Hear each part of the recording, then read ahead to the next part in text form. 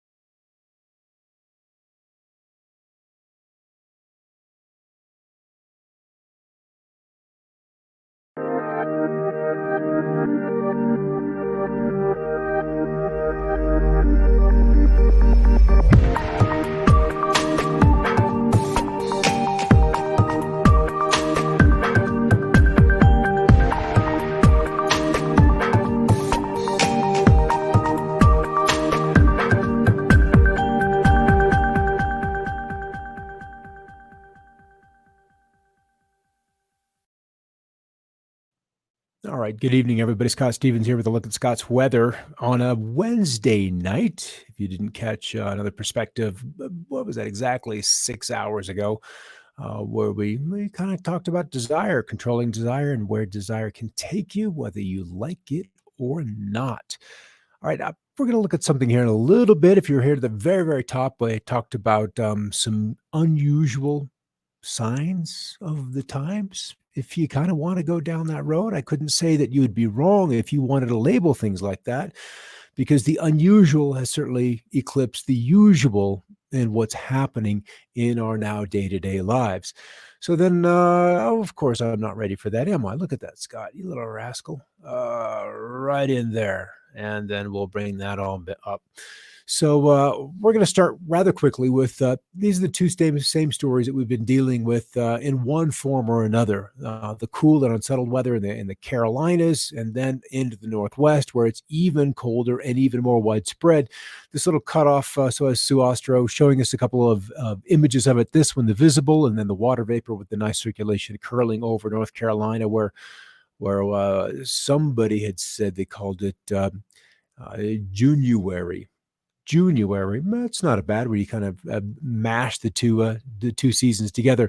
We looked at a tornado a couple of days back. I believe it was last Friday, where it looked like a tornado was sitting upside down with a little debris cloud spinning around it. And here we are with another photographer over Ireland this time, and catching a picture of something that's not too dissimilar. It's not the same, but it's similar.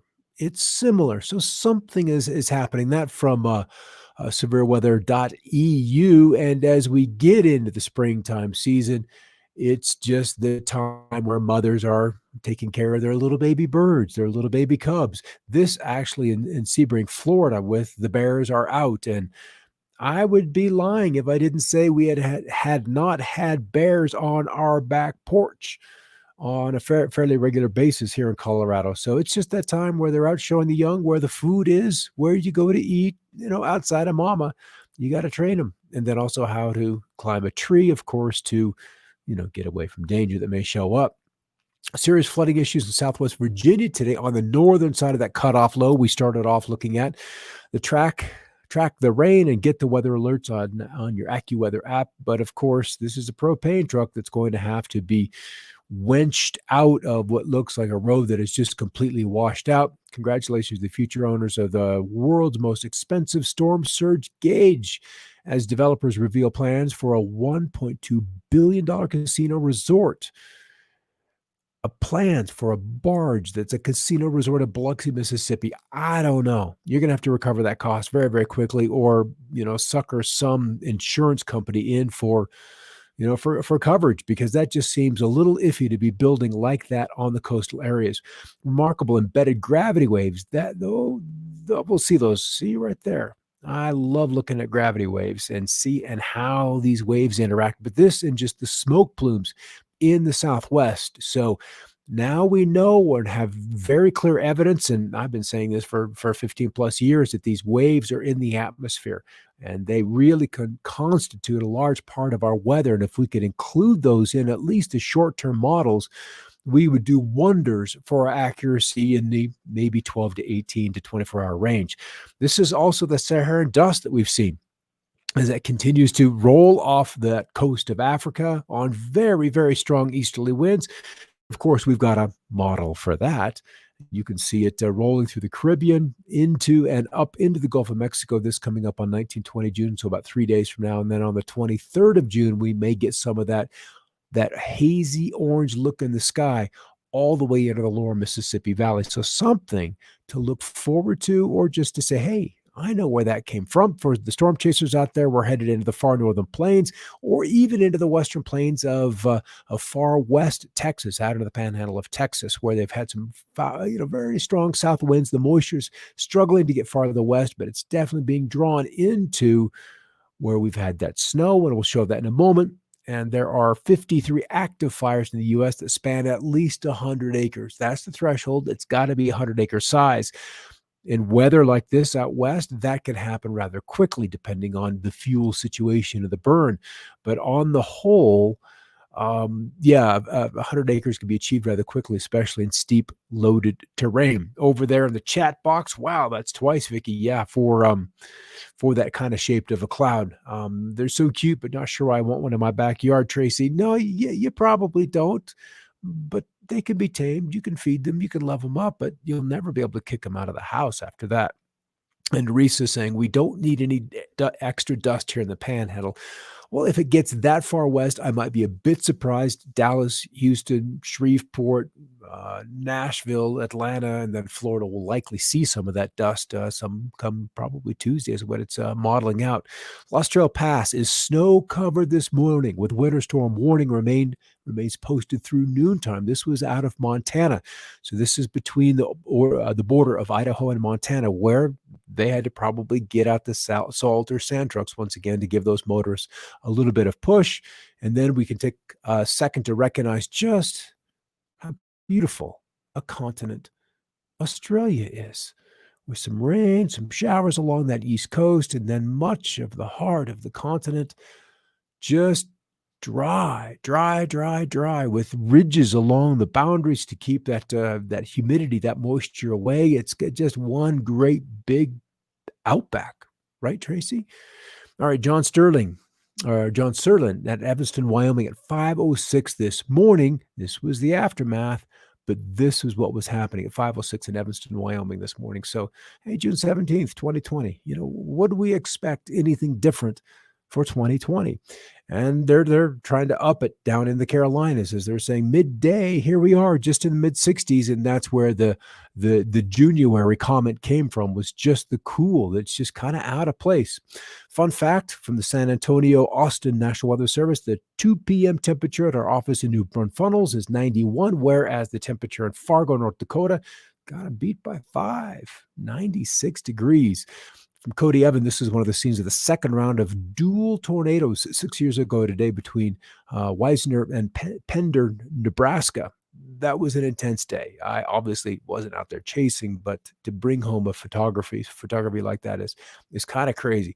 All right, I want to show you that little beast right there, but we're going to go to Facebook, where I've got a much larger, longer, and cleaner video of it.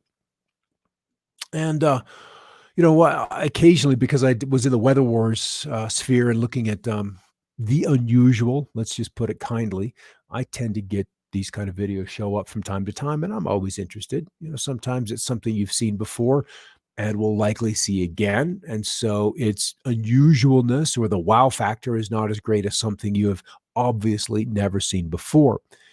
And what we seem to be looking at, this is Birmingham, England.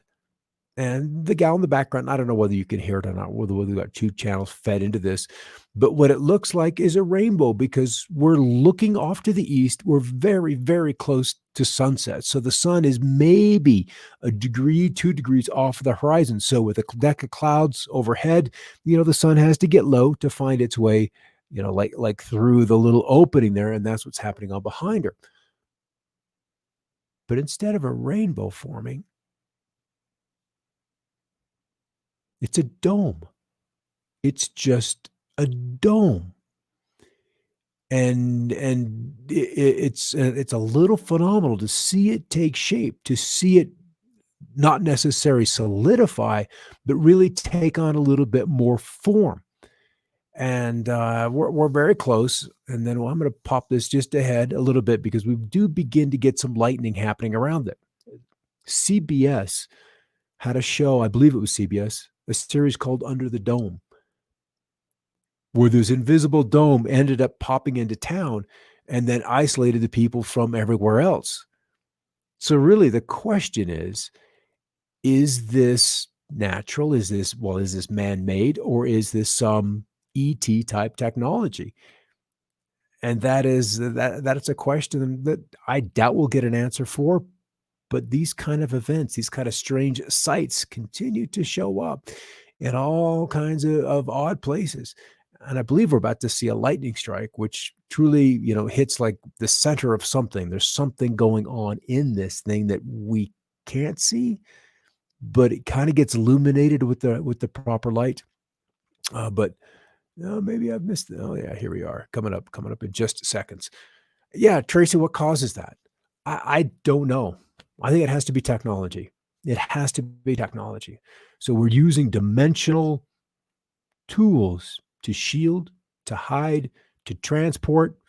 Something is going on. And I can promise you, we have no idea of the true extent of our abilities and capabilities that we have developed over the last 50 years, 100 years. There's so much of what Germany developed during World War II and prior to World War II that remains secret to this day. Even if we used Project Paperclip and brought those scientists over, they brought with them knowledge, and that doesn't even begin to consider those that escaped Germany prior to the Allied successful invasion. And that was a whole nother contingent of assets and science and knowledge and papers. All of those kind of things um, are hidden, probably because they would change our appetite for oil, change our ability to travel from here to there instead of going 400, 500 miles an hour in a jet fuel burning airplane. We could get there in minutes instead of hours. There's a whole menu, roster of technologies that, when the time comes, will come out.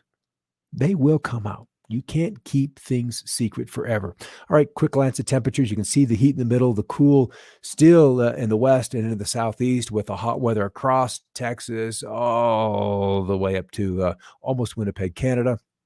And then there's the low pressure systems curling over the Carolinas, storms erupting in Texas. We'll look at those, and then the fires. And then the snows that happen in the Mountain West. I kind of wished I would have been there to see those. Mid-June snows, always kind of fun. But then smoke plumes are kind of entertaining at the same time too. As the smoke goes out, this is yesterday's emissions as they now begin to progress towards the east. And there's the rain that will try to put out the fires, but that's not going to happen. That's just not going to happen. We're just going to have to hope for some pretty healthy rains out into Texas, the snows up north, and then the eruption of the severe weather. So Lubbock and South, or Plainview South, looking for some storms tonight, and then it really doesn't really change a lot. This cool front now marches off to the east from today to tomorrow, again with widely scattered, but nothing too terribly severe, nothing too excited to get about. The risk of high elevation snows still persists as we get into Saturday.